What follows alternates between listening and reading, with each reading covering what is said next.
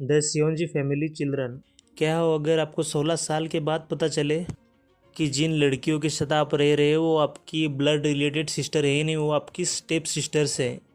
तो यही स्टोरी रहने वाली है इस हमारे new anime the Saionji family children. Harem और रोमकॉम के साथ भरा हुआ पूरा एनिमे है। मैं पूरी स्टोरी आगे एक्सप्लेन कर रहा हूँ। अगर आपको स्पॉइलर नहीं चाहिए तो आप थोड़ा सा वीडियो स्किप कर सकते हो। इसी वीडियो में मैं एनिमे का फर्स्ट एपिसोड भी एक्सप्लेन कर दूंगा पूरा।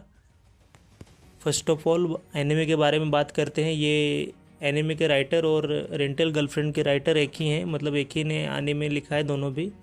तो आर्ट कैसा होगा और एनिमे कैरेक्टर्स कैसे होंगे आपको पता ही है, तो एंजॉय करो। शुरुआत करते हैं एनिमे और उसकी स्टोरी कैसी होगी उससे।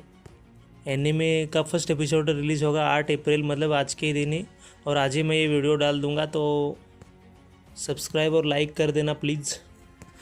स्टोरी की बात करें तो एनिमे की स्टोरी में आपको बताया जाएगा कि ब्लड रिलेटेड बहन नहीं है, इसके बारे में आपका बहन क्या सोचती है और आप पे फिर आपको प्रपोज करती है, उस पे ये पूरा स्टोरी बेस है। एक एक करके आप पे फॉल करती है। वो आपको डेट पे जाने के लिए पूछती है, आपसे शादी करना चाहती है, तो आपका रिएक्शन क्या रहेगा इसके बारे में पूरा हैरम कॉमेडी वाला एनिमे है।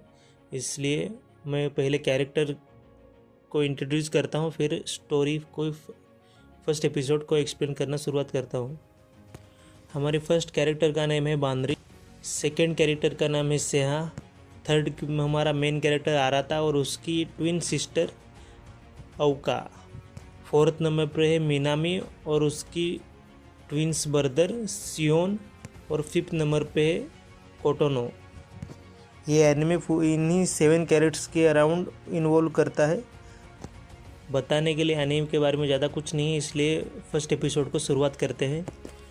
एनिमे के स्टार्ट में हमें आराता और उसका छोटा भाई शियोन बात करते हुए दिखते हैं। आराता पूछता है, शियोन तुम्हारे पास गर्लफ्रेंड पटाने के लिए कोई आइडिया है क्या?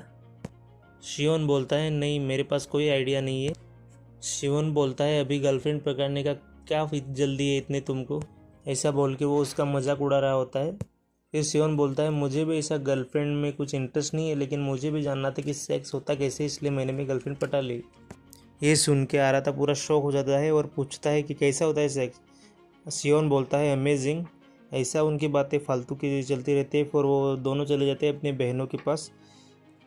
5 बहनों में से एक भी बहन नहीं है जो आराता की सच्चे दिल से इज्जत करती है, वो सब उसकी बेइज्जती ही करते हैं।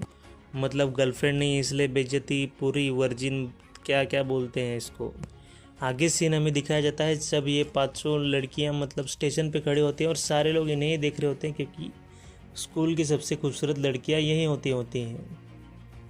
सारे लोग इनकी तारीफ़ कर रहे थे क्योंकि ये स्कूल की सबसे खूबसूरत लड़कियां हैं।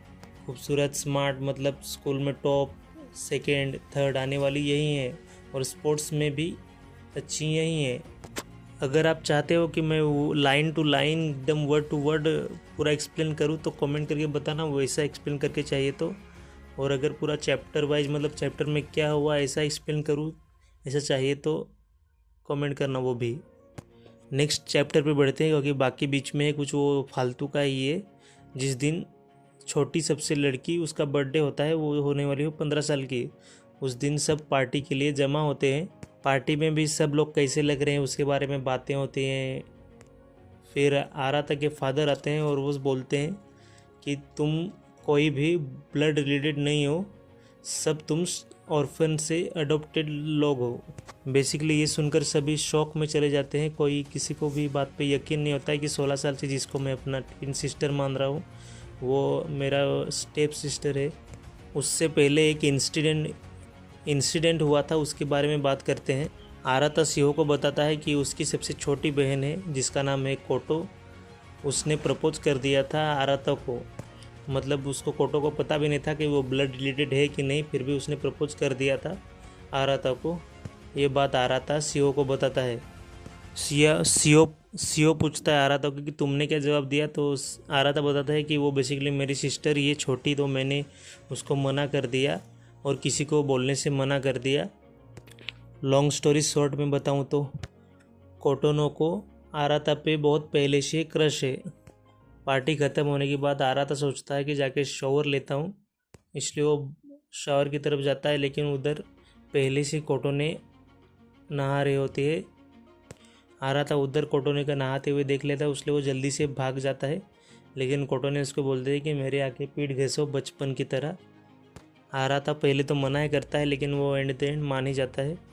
पीठ घिसने के बाद निकलने के बाद आ रहा था निकल रहा था, तो लेकिन कोटो ने उसको पीछे से पकड़ लेती है और फिर से प्रपोज कर देती है।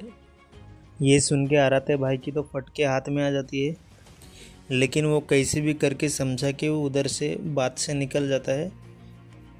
वो अपने रूम की तरफ जाता है, उधर उसको अपनी बड़ी बहन सेहा मिलती है। वो अभी उसी के कमरे में बैठकर उसका इंतज़ार कर रही थी। हाँ, और एक चीज़ बताना भूल गया, एनिमे में और मांगा में नाम डिफरेंट है थोड़े से। इतने भी डिफरेंट नहीं है, लेकिन थोड़े से डिफरेंट है।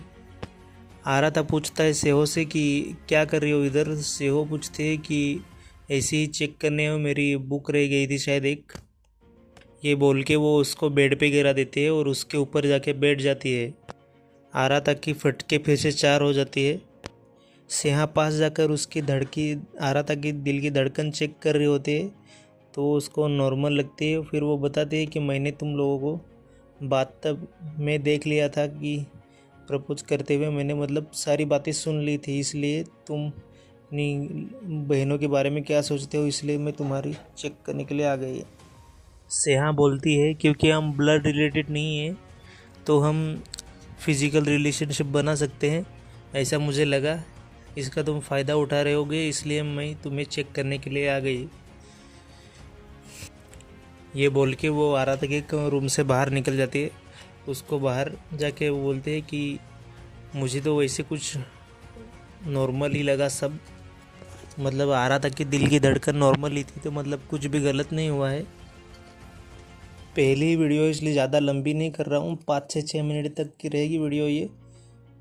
अगली वीडियो लंबी बनाऊँगा पूरे चैप्टर पे। अगर आपको कैसा चैप्टर पे वीडियो चाहिए, पूरा वर्ड टू वर्ड या ये किया है पूरा नैरोगेशन, वो बताना। और लाइक और सब्सक्राइब कर दो और कमेंट करके बताना प्लीज़।